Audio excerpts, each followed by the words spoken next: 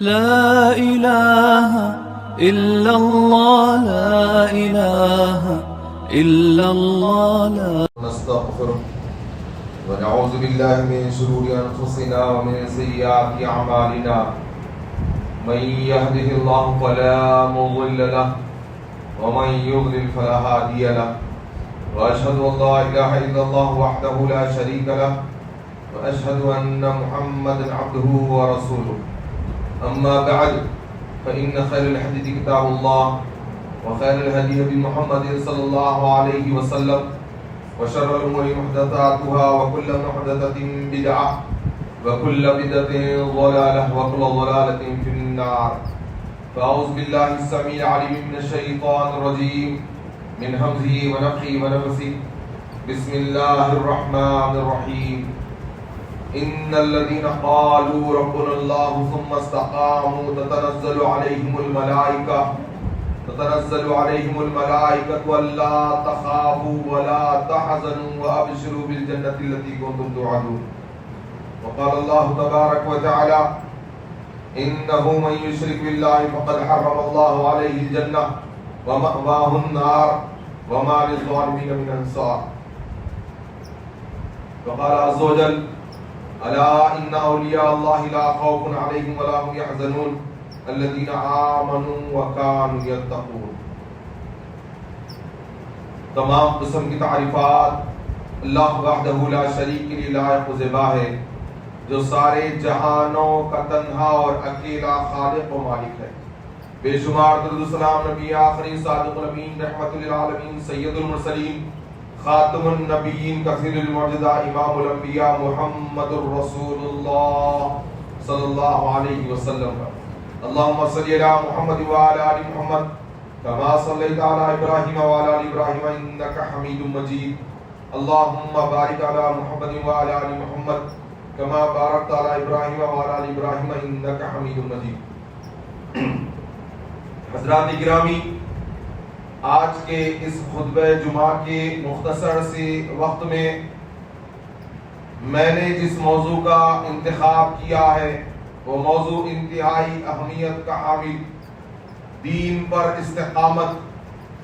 آج دنیا میں مسلمانوں کے جو حالات ہیں، مسلمان جس بے راہ روی ظلم و زیادتی کا شکار ہے، یہ کسی سے ڈھکے چھپے نہیں ہے.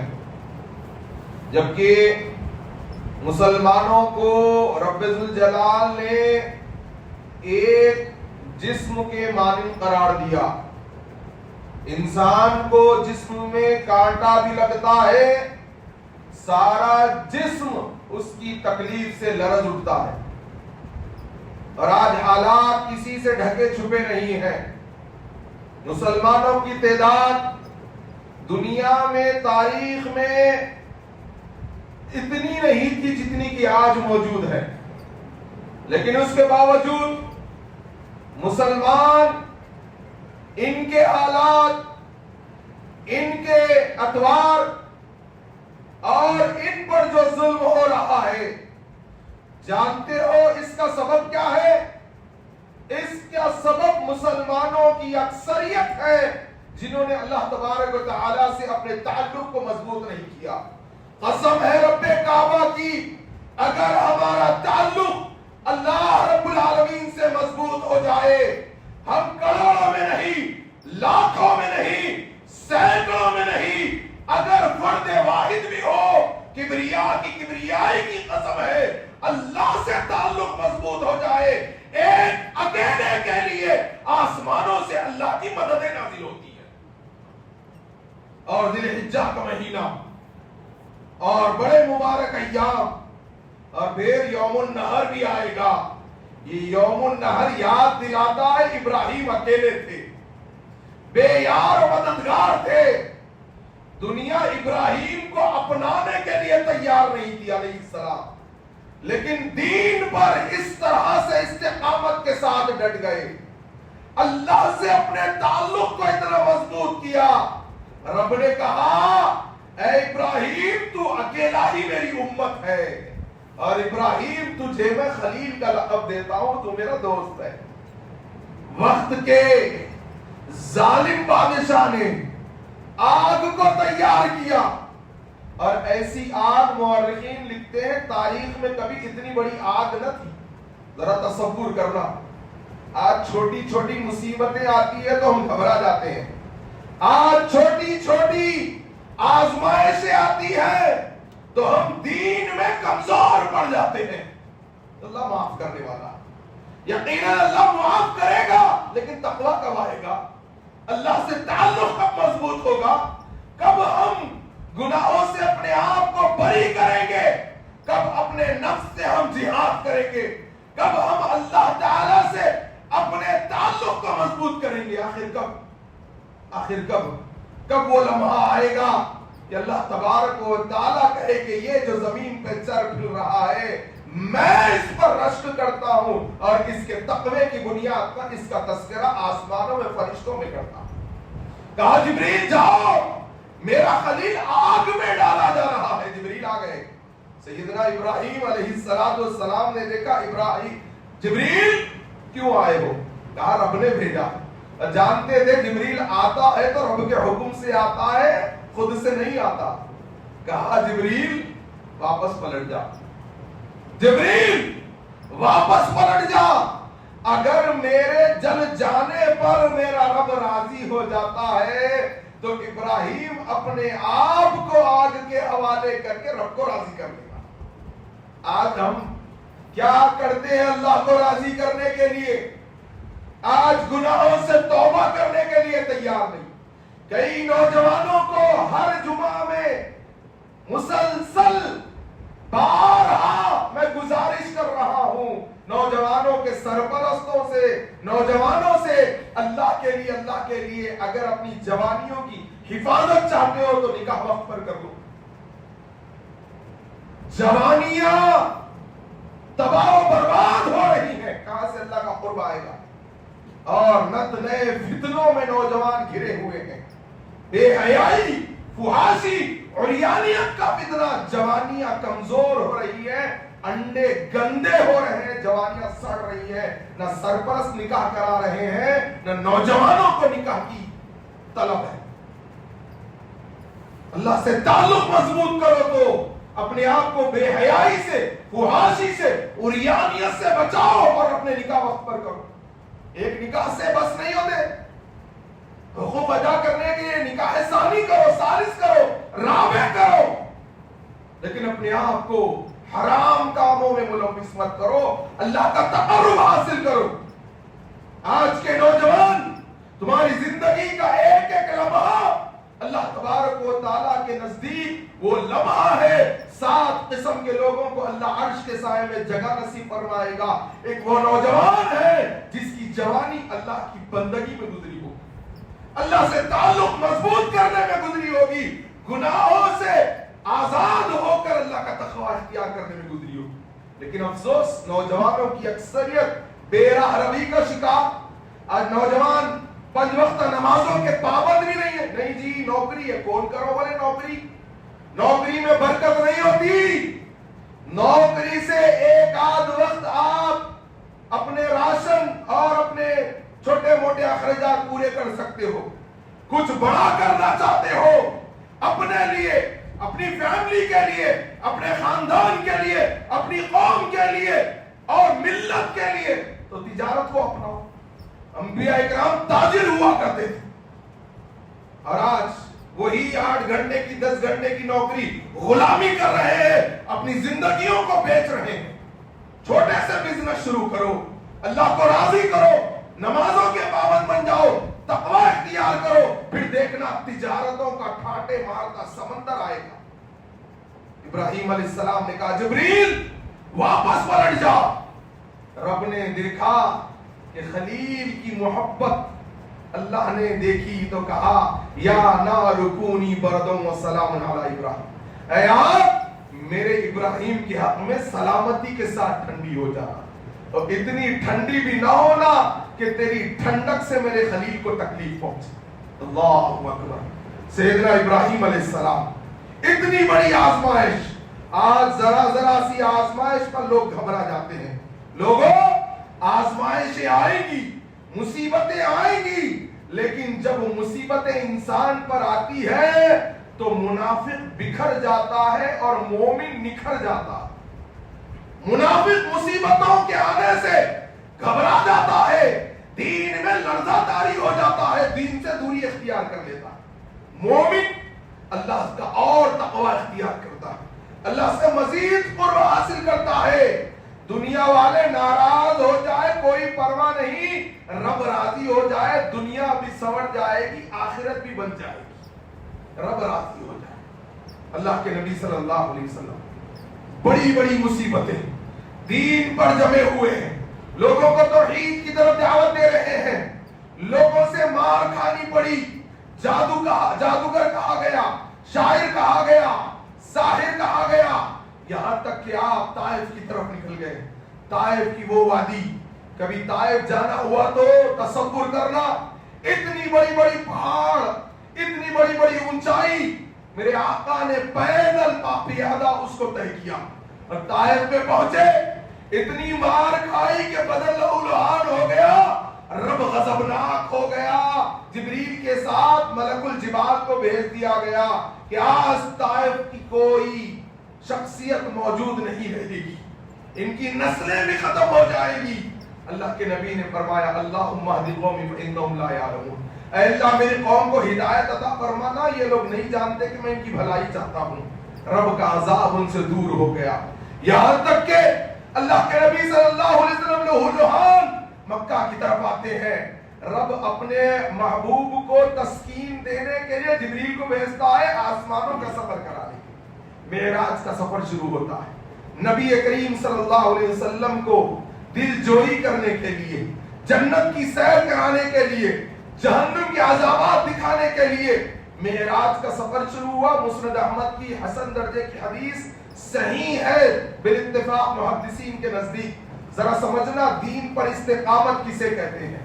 اللہ کے نبی صلی اللہ علیہ وسلم کو خوشبو آئی, کہا یا جبریل ما هذه الريح الطيبة, اے جبریل یہ کیسی بہترین خوشبو ہے جو میں محسوس کر رہا ہوں. قال جبریل علیہ السلام نے کہا هذه ريح قبر الماشطة وابنيها زوجها, اللہ کے حبیب یہ ماشطہ کے بچوں کی اور اس کے گھر والوں کی خبر کی خوشبو ہے. کہا جبریل ماشطہ کون؟ اے امت محمدیہ ذرا غور کرنا, دین پر استقامت کے ساتھ ڈٹ جانے کا سبق ماشطہ سے اللہ تبارک و تعالی اپنے حبیب کو معراج کے سفر میں بتا رہا ہے. اور قیامت تک ماشطہ معیار ہے ایمان والوں کے لیے. اللہ کے نبی صلی اللہ علیہ وسلم جبریل سے پوچھتے ماشطہ کون, اور جبریل سنا رہے آقا ماشطہ فرعون کے گھر میں باندھی تھی, اور ماشطہ کا تو نام بھی ہمیں نہیں پتا, کیونکہ ماشطہ کہتے ہیں اردو میں بناؤ سنگھار کرنے والی, انگریزی میں بیوٹیشن اور عربی میں ماشطہ, تو وہ فرعون کی بیٹی کو کنگا کرنے والی. آج تو ہمیں یہ ناموں سے بھی تعلق نہیں ہے. آج نہ جانے کون کون سے نام مسلمان بچے اور بچیوں کے رکھنے لگتے ہیں. اللہ ہدایت عطا فرمائے.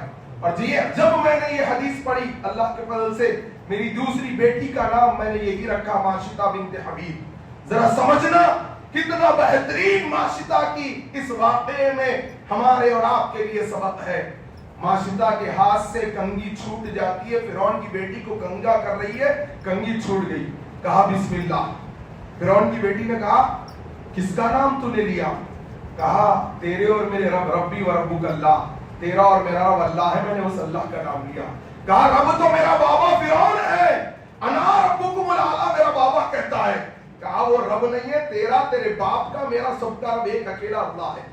آج ہم کہتے لوگوں کے سامنے اللہ کی توحید, آج کنگ کوٹھی میں, آج سلطان بازار میں, آج ہیبٹس میں ہماری تجارتیں, ہمارے کاروبار ہیں, ہمارا اٹھنا, ہمارا بیٹھنا, آج ہمارے برادران وطن کے سامنے کیا ہم اللہ کی توحید پیش کرتے ہیں؟ جی ڈرتے ہیں کاروبار ختم ہو جائیں گے, تعلقات کمزور پڑ جائیں گے. ارے اللہ سے تعلق مضبوط کر لو, اللہ دنیا کو تمہارے قدموں میں ڈال دے گا.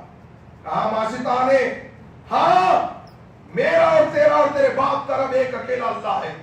کہا جانتی ہو کیا ہوگا؟ کہا کیا ہوگا؟ کہا بابا سے جا کر کہہ دوں گی۔ کہا جا کہہ دے۔ نہیں ڈرتی؟ کہا نہیں ڈرتی۔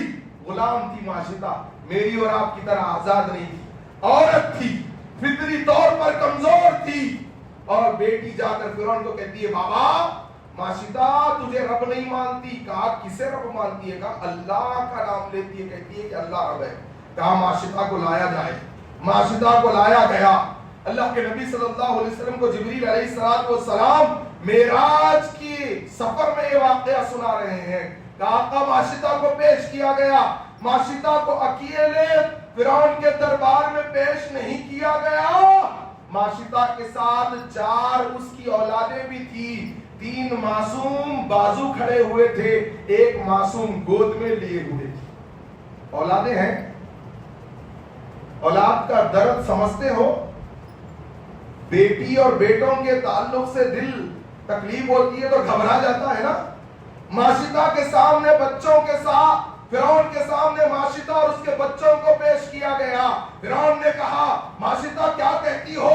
رب کون ہے؟ کہا ربی و ربک اللہ، تیرا اور میرا رب ایک اکیلا اللہ ہے۔ کہا ماشطہ جانتی ہو کیا سزا ملے گی؟ کہا جانتی ہوں، زیادہ سے زیادہ تو میری جان لے لے گا۔ کہا جان نہ لوں گا، ایسے تڑپا تڑپا کے ماروں گا تیری موت کو یاد کر کر سارے دنیا والے گھبرا جائیں گے۔ کہا نہیں ڈرتی، مر بھی جاؤں رب کے لیے، اللہ کی جنتیں میری منتظر ہوگی انشاءاللہ۔ فرعون کیا کرتا ہے؟ بڑا سا پتیلا، کڑھائی منگائی جاتی ہے، تیل کو کھولایا جاتا ہے۔ لوگوں کبھی تیل کا قطرہ بدن کے اوپر گرا ہے، بدن میں لرزہ طاری ہو جاتا ہے، تیل کو کھولایا جاتا ہے۔ جبریل بتا رہے ہیں اللہ کے نبی صلی اللہ علیہ وسلم کو فرعون نے ایک ایک ایک کر کے ماشطہ کے بچوں کو اس تیل کی کڑھائی کے قریب کیا۔ کہا ماشطہ پہلے تیرے بچوں کو ماروں گا۔ کہا اللہ راضی ہو جائے، مجھے اولاد کی بھی پرواہ نہیں ہے۔ کہا ماشطہ کوئی آخری خواہش ہے؟ کہا ہاں، جب میں اور میرے بچوں کا تو خاتمہ کر دے، ہمارے جو باقیات بچ جائے، جو ہڈیاں بچ جائے، جو پرزے بچ جائے، ان کو ایک جگہ دفنانا، کل قیامت کے دن اللہ مجھے اٹھائے تو میں اپنے ننھے بچوں کے سامنے اللہ کی دربار میں حاضر ہو جاؤں۔ پھر اس ظالم نے اس تیل کو کھولایا، اس تیل کو انتہا درجے سے کھولایا گیا، ایک ایک کر کے اس ماں کے سامنے ان معصوم بچوں کو اس کھولتے ہوئے تیل میں ڈبو دیا گیا، یہاں تک کہ 3 بچوں کی شہادت ماشطہ کی آنکھوں کے سامنے، گود میں معصوم، ماشطہ کی آنکھ سے آنسو جاری ہو جاتے ہیں۔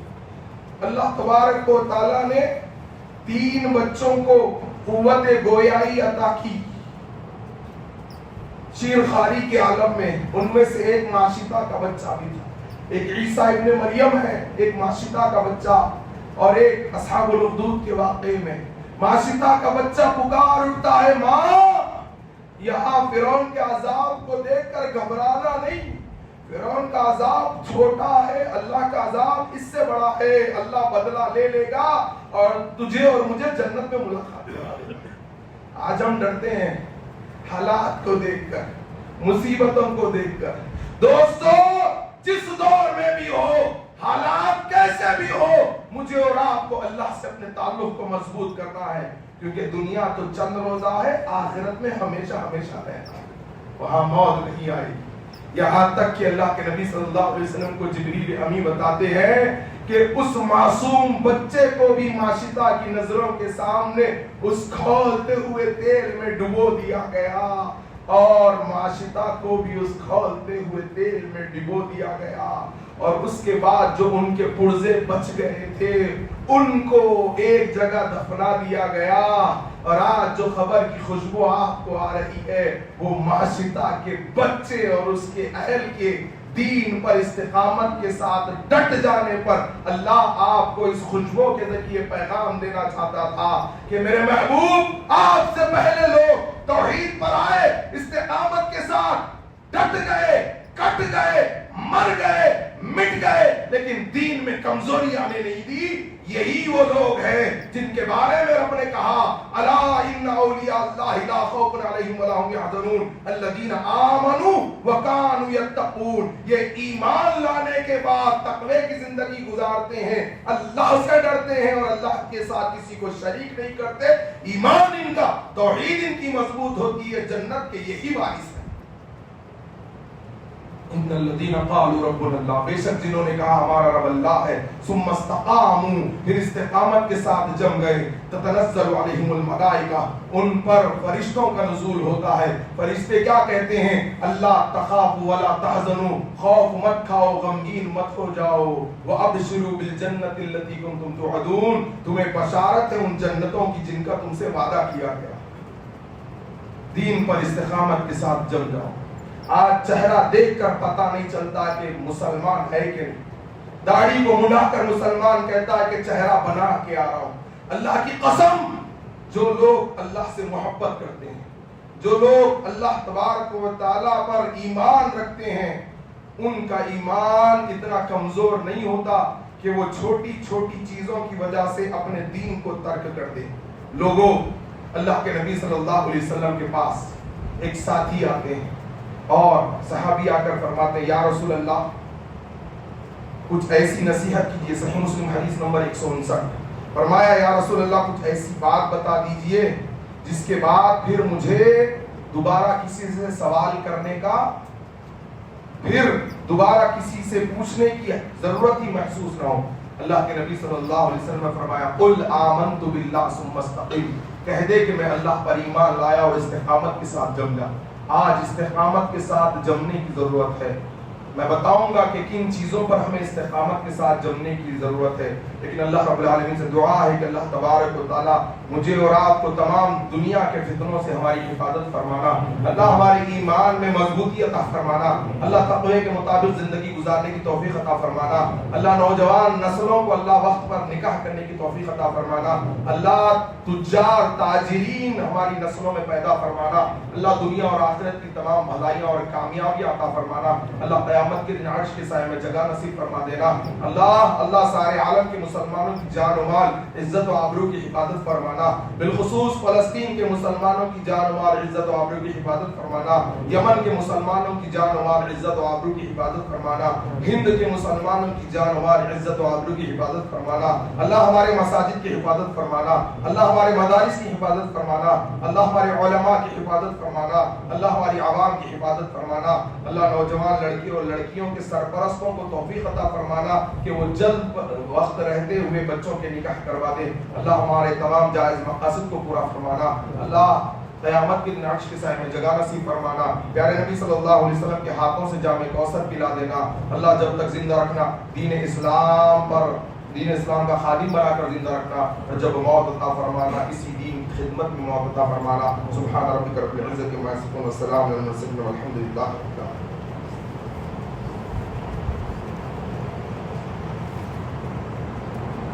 ونستغفرك ونعوذ بالله من شرور انفسنا ومن سيئات اعمالنا من يهده الله فلا مضل له ومن يضلل فلا هادي له واشهد ان لا اله الا الله وحده لا شريك له واشهد ان محمدا عبده ورسوله ما بعد قال الله تبارك وتعالى ان الله وملائكته يصلون على النبي يا ايها الذين امنوا صلوا عليه وسلموا تسليما اللهم صل على محمد وعلى ال محمد كما صليت على ابراهيم وعلى ال ابراهيم انك حميد مجيد اللهم بارك على محمد وعلى ال محمد كما باركت على ابراهيم وعلى ال ابراهيم انك حميد مجيد حضرات गिरामी, जैसे कि मैंने सही मुस्लिम की हदीस नंबर 159 आपके सामने रखी। अल्लाह के नबी सल्लल्लाहु अलैहि वसल्लम ने फरमाया, कह दे कि कुल आमनतु बिल्लाह, कि मैं अल्लाह पर ईमान लाया, सुम्मा इस्तक़िम, और उस पर इस्तिक़ामत के साथ जम जा।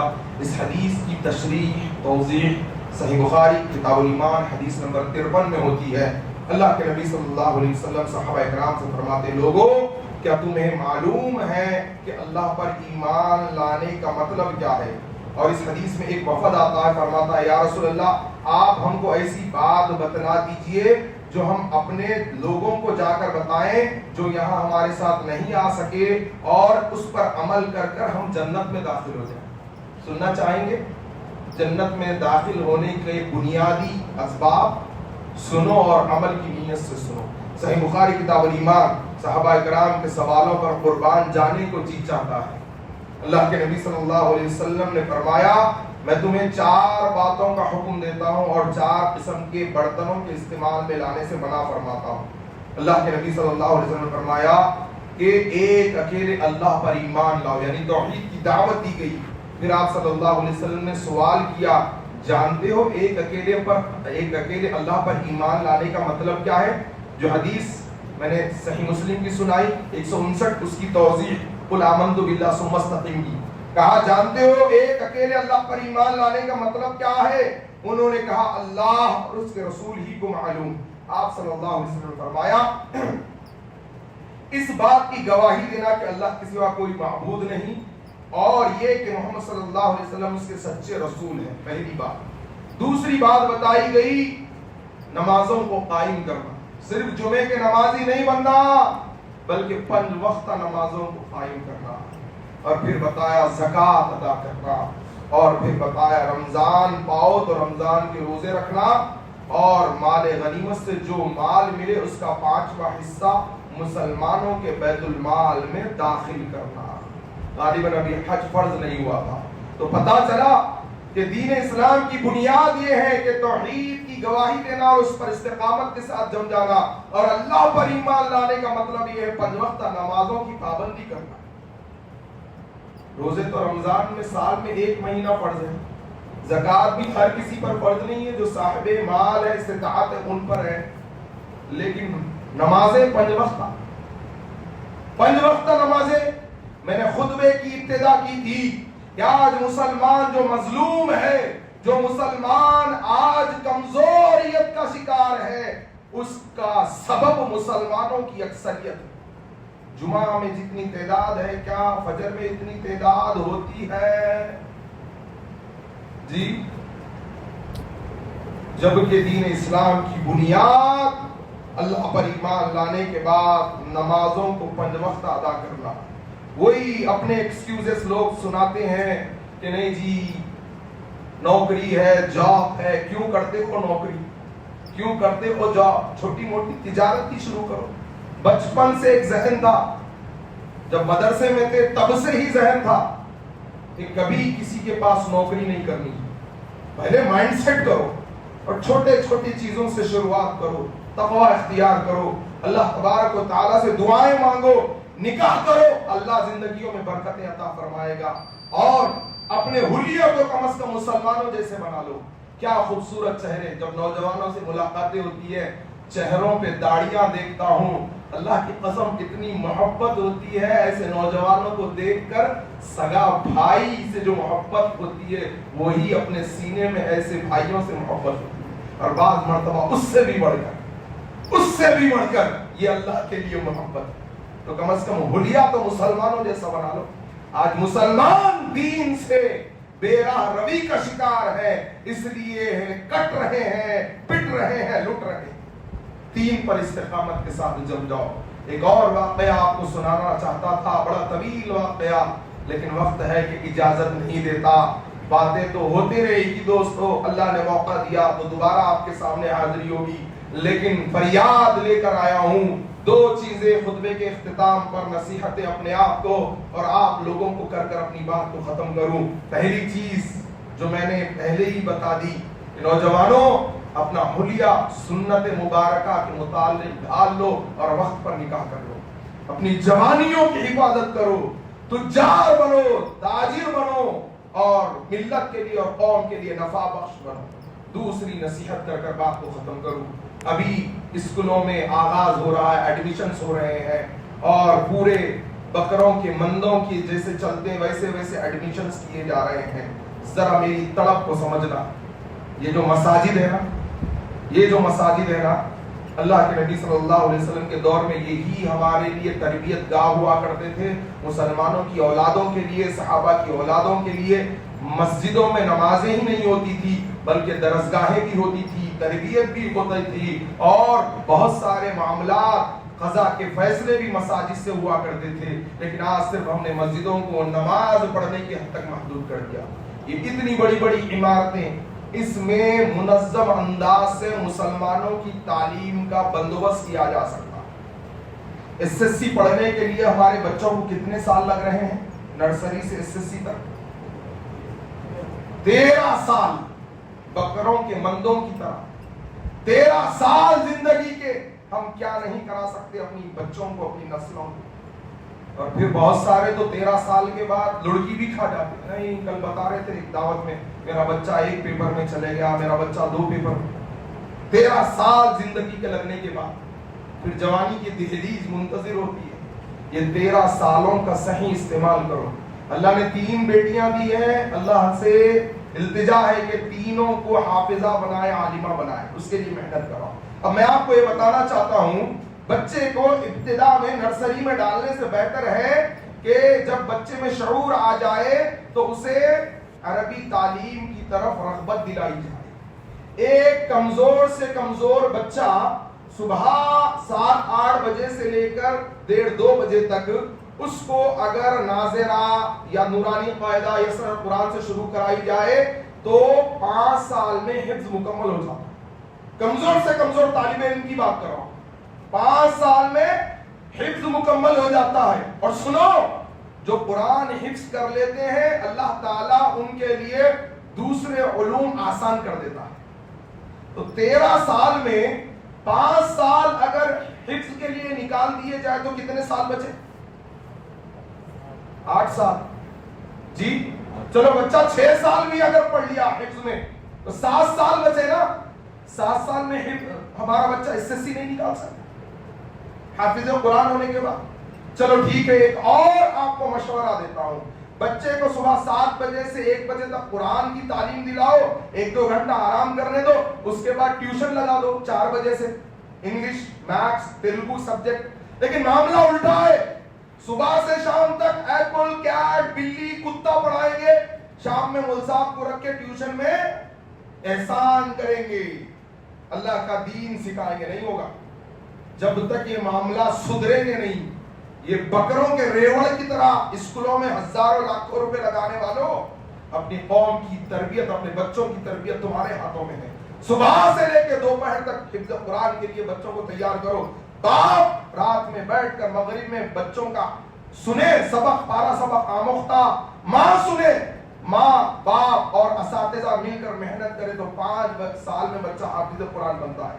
اور پھر جب بچہ بچی حافظ قرآن بنتی ہے تو اللہ دنیا اور آخرت کی دولتوں سے مالا مال کر دیتا ہے. ان کا حافظہ تیز ہو جاتا ہے.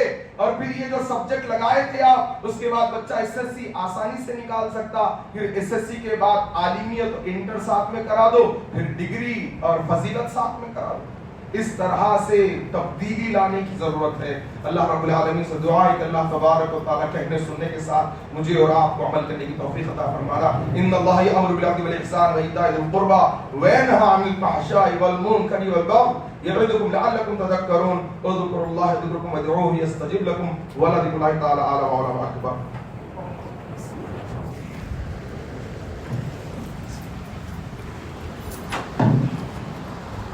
اللہ اکبر، اللہ اکبر.